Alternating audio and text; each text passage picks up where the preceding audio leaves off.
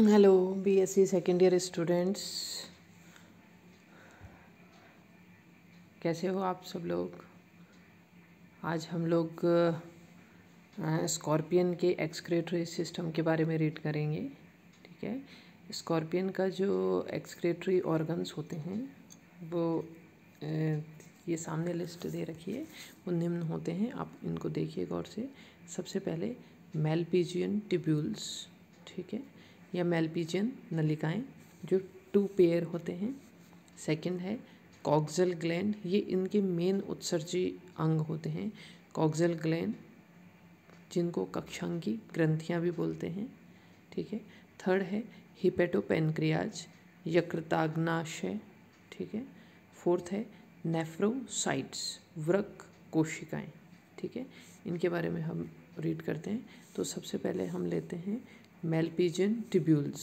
ठीक है, मेलपिजियन ट्यूब्यूल्स जो होते हैं वो स्कॉर्पियन के अंदर मेलपिजियन नलिकाएं 2 जोड़ी पाई जाती हैं। ठीक है, और ये इसकी जो इंटेस्टाइन होती है उसमें जो प्री एब्डोमेन और पोस्ट एब्डोमेन पार्ट जहाँ पर मिलते हैं, दोनों की जॉइंट जहाँ पर होता है, ठीक है, वहाँ से अराइज होते हैं।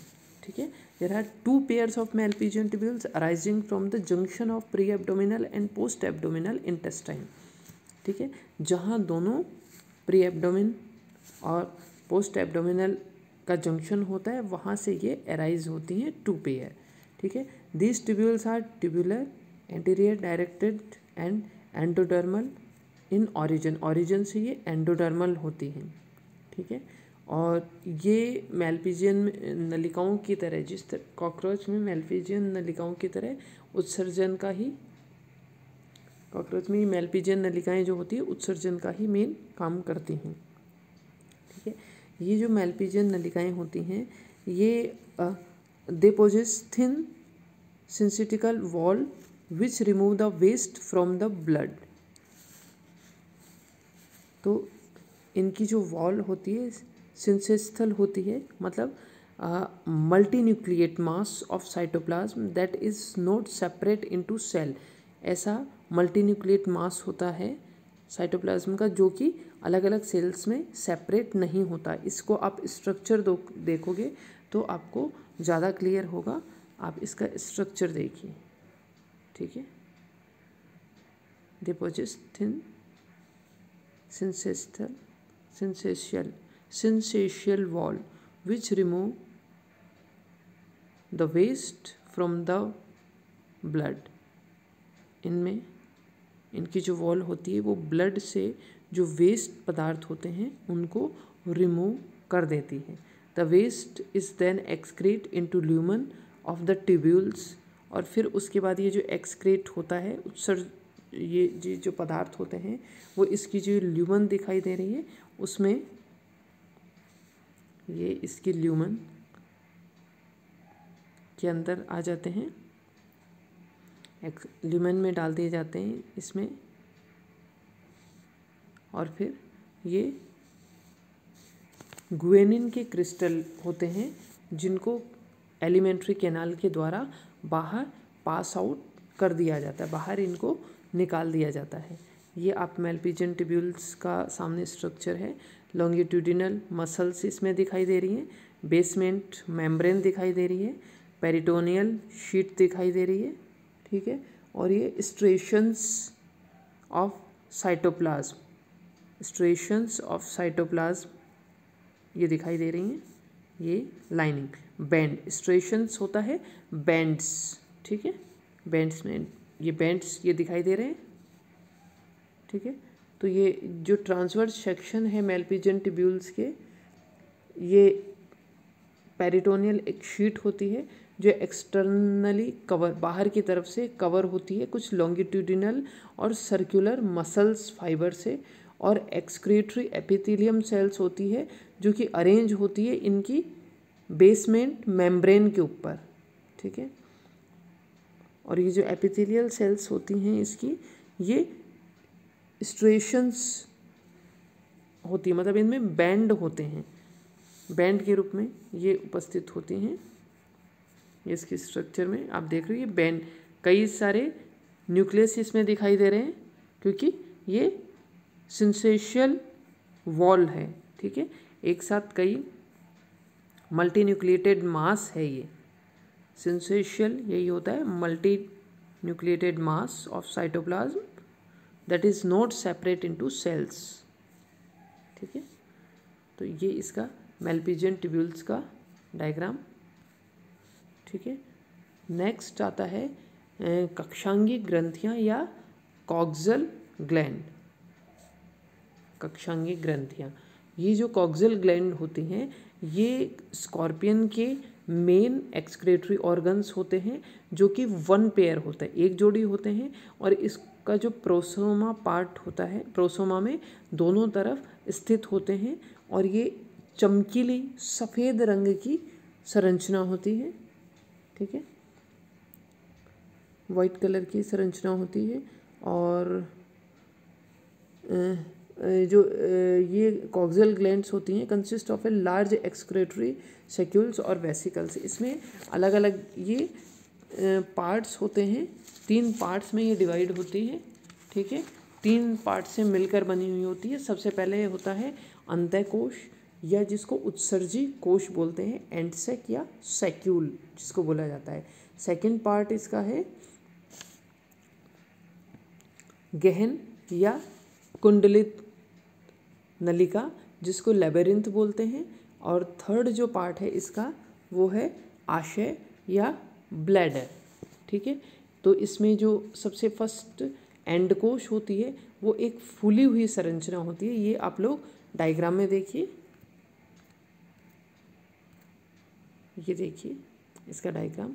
ये जो सेक्यूल और एंडसेक एक ही चीज़ है, अंतःकोश या उत्सर्जी कोश। ये जो सेक्यूल्स दिखाई दे रहा है वो एक फूली हुई संरचना है, ठीक है, जो कि इस कॉक्सल ग्लैंड के मिड में दिखाई दे रही है, सबसे बीच में दिखाई दे रही है, ठीक है। और ये जो सेक्यूल है इसके एक किनारे पर एक लंबी कुंडलित संरचना आप लोग देख रहे हैं। ये यहाँ से ओरिजिन इसका हो रहा है, लंबी कुंडलित ये संरचना आप लोग देख रहे हैं, ये पूरी कुंडलित संरचना है। ये है लेबिरिंथ पार्ट, ठीक है, लेबिरिंथ। और इस लेबिरिंथ का जो लास्ट पार्ट होता है वो स्वेलन, वो फूल जाता है, ठीक है, फूल कर ये ब्लैडर का निर्माण करता है, जिससे ब्लैडर का निर्माण करता है।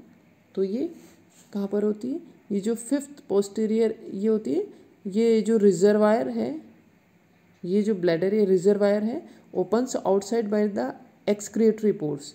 ये रिजर्वायर या ब्लैडर जो है वह एक्सक्रिएटरी पोर्स के द्वारा बाहर की तरफ खुलता है, जो कि कहाँ होता है, on the posterior face of the 5th walking legs. जो 5th वॉकिंग लेग्स है उसकी पोस्टीरियर फेस पर, ठीक है। और ये जो सेक्यूल और लेबिरिंथ है of east coxal gland collect excretory nitrogenous waste. ये सेक्यूल और लेबिरिंथ जो होते हैं वो इनके जो नाइट्रोजनस वेस्ट होते हैं उनको कलेक्ट करते हैं ब्लड से and pass them outside through the excretory pore, और फिर उसको एक्सक्रेटरी पोर्स के द्वारा बाहर पास कर देते हैं, ठीक है। अब नेक्स्ट आता है हिपेटोपेनक्रियाज या यकृताग्नाशय, ठीक है। स्कॉर्पियन में जो हिपेटोपेनक्रियाज होते हैं वो भी एक उत्सर्जी अंग माना जाता है। और पावलोस्की जो थे उन्होंने इसको एक उत्सर्जन अंग के रूप में बताया था कि ये ग्रंथि उत्सर्जन अंग में सहायक होती है, ठीक है।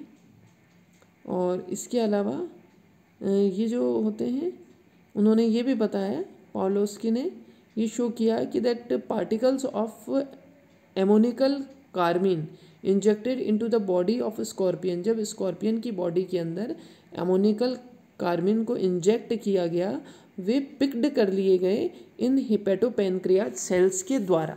हिपेटोपेनक्रियाज सेल्स ने उनको पिक कर लिया, इसलिए उन्होंने कहा कि ये एक्सक्रिएशन के अंदर उत्सर्जन में हिपेटोपेनक्रियाज सहायता करता है। 4th स्ट्रक्चर है इसका नेफ्रोसाइट्स, ठीक है।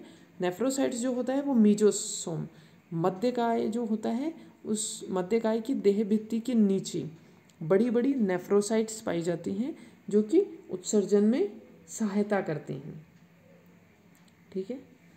और ये भी माना जाता है कि ये जो एक्सक्रेटरी ऑर्गन है ये फैगोसाइटिक भी होता है, फैगोसाइटिक भी फंक्शन के अकॉर्डिंग फैगोसाइट भी कार्य भी करता है, मतलब बाहर से आने वाली जो बैक्टीरिया वायरस होते हैं उनको निगलने का फैगोसाइट नेचर होती है इसकी, ठीक है। तो इसके साथ ही ये आप लोगों का ये कंप्लीट हो गया। तो मेन एक्सक्रेटरी सिस्टम में मेन पार्ट कौन से हो गए? सबसे पहले याद रखिए मैलपीजियन ट्यूब्यूल्स जो कि 2 पेयर है, कॉक्सल ग्लैंड 1 पेयर, हिपेटोपैनक्रियाज और नेफ्रोसाइट्स। और जो कॉक्सल ग्लैंड है वो मेन इसके अंदर एक्सक्रेटरी ऑर्गन्स होती हैं, ठीक है, जो 3 पार्ट की बनी हुई होती हैं। सबसे पहले एंड सेक या सेक्यूल्स, सेकंड लैबिरिंथ और थर्ड ब्लैडर, ठीक है। अब ये आप लोगों के जो इंग्लिश मीडियम के स्टूडेंट्स हैं उनके लिए ये नोट्स बनाने के लिए ये साथ में मैं फ़ोटो सेंड कर रही हूँ, जो मैंने एक्सप्लेन किया वो सब इसमें लिखा हुआ है, तो इसको आप लोग इसमें से नोट डाउन कर लीजिए। और जो हिंदी मीडियम के स्टूडेंट्स हैं उनकी सुविधा के लिए भी ये भी साथ में मैं भेज रही हूँ, तो इसको आप लोग डायग्राम ड्रॉ कर लीजिए और ये आप लोग नोट डाउन कर लीजिए। इसी के साथ ये आपका एक्सक्रेटरी ऑर्गन